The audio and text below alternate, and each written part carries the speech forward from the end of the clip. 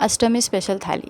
नमस्कार फ्रेंड्स, ईट मी ब्लॉगमध्ये तुमचं स्वागत आहे। आज आपण बनवतो आहे अष्टमी स्पेशल थाली, म्हणजे की कन्याभोजनचं घरी आयोजन केलं आहे। सो त्यांच्याकरिता आपण आज घरी प्रसाद आयोजित केला आहे। प्रसाद बनवणार आहोत, जे प्रसाद बिना कांद्याचा बिना लसणाचा बनतो आणि इतका चविष्ट आणि पौष्टिक आणि इतका टेस्टी बनतं की जे नेहमीच्या जेवणामध्ये आपण जे आलं लसूण वाटण वगैरे घालतो तेव्हाही इतकी टेस्ट येत नाही, ती ह्या प्रसादामध्ये येते। हे तर स्वयं माचा आशीर्वादच समजायचा।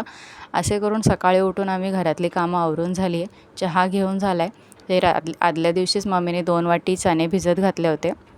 एकीकडे बटाटे चणे शिजवून घेतलेत।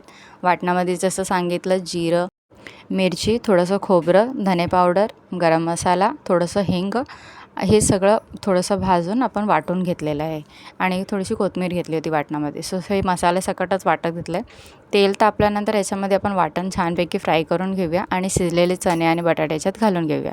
बाकीचं साहित्यही रेडी करून ठेवलं, जसं भात झाला आहे, शिराही झाला आहे करून, डाळही शिजून झाली आहे।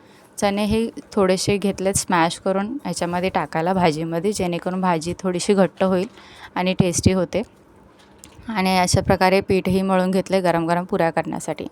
सो अशी आपली आज प्रसादाची थाली झाली रेडी। पूर्ण शूट नाही केलं आहे, जेणेकरून आज खूपच घाई होती। सो सगळ्या प्रकारे आज जेवण अशा प्रकारे रेडी झालं आहे। सो आता आपण नैवेद्याची थाली काढून घेऊया।